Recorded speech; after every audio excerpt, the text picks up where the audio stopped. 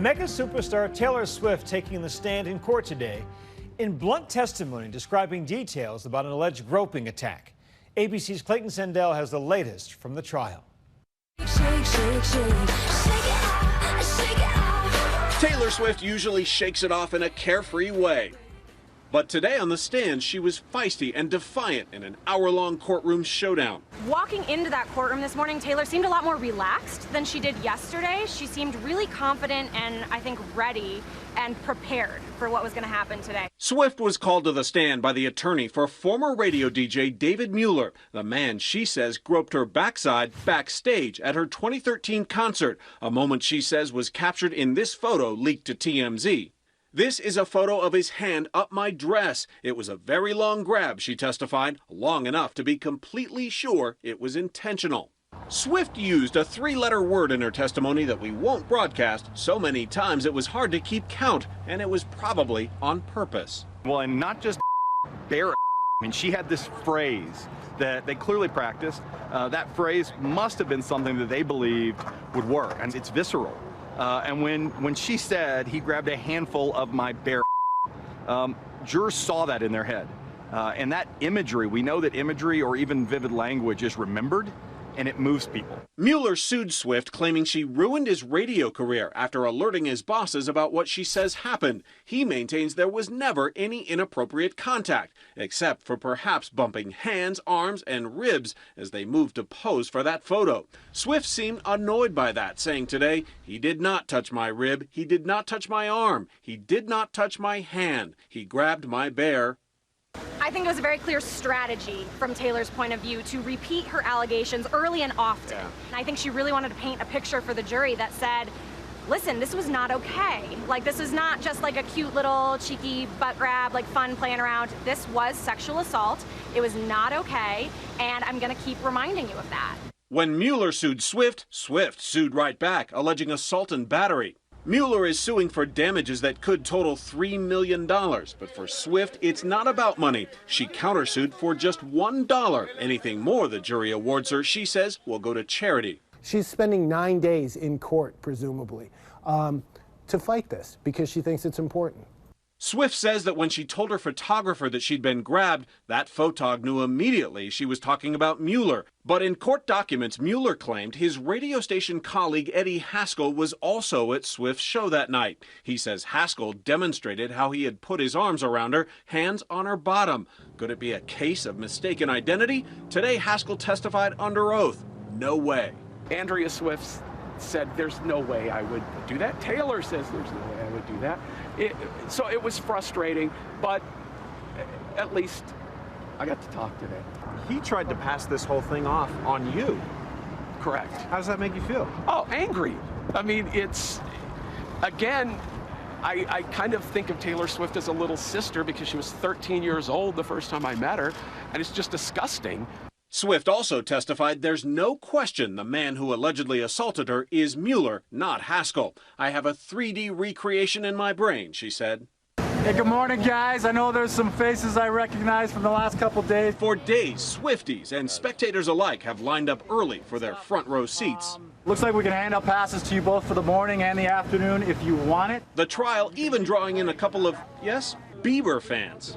Well, we were actually here, of course, to see the Taylor Swift thing, but we were actually out here for a concert, Justin Bieber concert, but it got canceled, so we knew the Taylor Swift was here, and we were close by and wanted to come support her and possibly see her. Across the street from the courthouse, Carly Chappell and her co-workers are crafting messages for Swift from Post-it notes.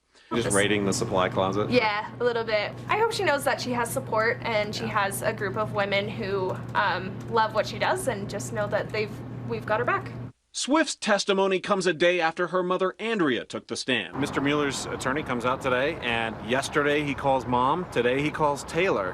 Why put them on so early? This is really unconventional. The conventional wisdom is that jurors decide cases early and that you need to put on your very best people right away. But putting on a crying mother and a celebrity who knows how to connect with an audience as your next two witnesses, I can't offer a good explanation, and I think not a good strategy. I think it's not a good strategy. It's a strategy that's going to hurt. Swift says the first person she told about the incident was her mother Andrea, who we're told was too sick to be in court today. Yesterday, Swift's mother testified that when she saw that photo, I knew something horribly wrong was going on, dramatically singling out Mueller in the courtroom. He sexually assaulted her, that guy.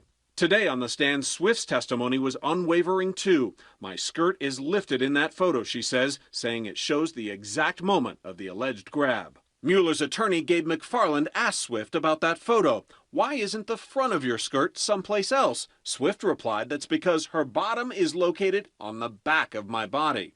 A jury of 2 men and 6 women paid close attention. Did you have a good look at the jury? How are they taking this? They watched her very intently. Some of the jurors throughout have been taking notes, and they were note-taking. There was laughter when she was funny. She had a little bit of sarcastic humor every once in a while, and I got some chuckles and smiles. She had her message, and she knew what she wanted that jury to hear. Exactly. This is business, and this is what the story I'm going to tell, and she told it. Mueller is suing for lost wages, and he says to restore his reputation. David Mueller's body language is much different than Taylor Swift's. Today, he seemed very rigid. He didn't seem to be looking at Taylor or his lawyer. He had his body squarely facing the front by the judge. At one point, his lawyer came over to talk to the other legal counsel. David didn't even turn his chair around to look at them. He stayed positioned exactly where he was. Today, radio station executive Robert Call testified he fired Mueller because his story kept changing. Also, that photo and an angry phone call from Team Swift. I bet the jurors are starting to make up their minds. They're not supposed to deliberate yet, but I bet they're making decisions on their own. And we know sometimes jurors chat a little early. So I would say that absent a shock, this case has already started to take a direction that's going to be very hard for Mueller's team to turn around. When asked if he got what he deserved, Swift said, "I don't know anything about Mr. Mueller. I don't know him. I think what he did was despicable and horrifying and shocking." This lawsuit is very symbolic. She's doing it, she has said, to draw greater attention to sexual harassment, to sexual assault, to women who have been through what she says she's been through.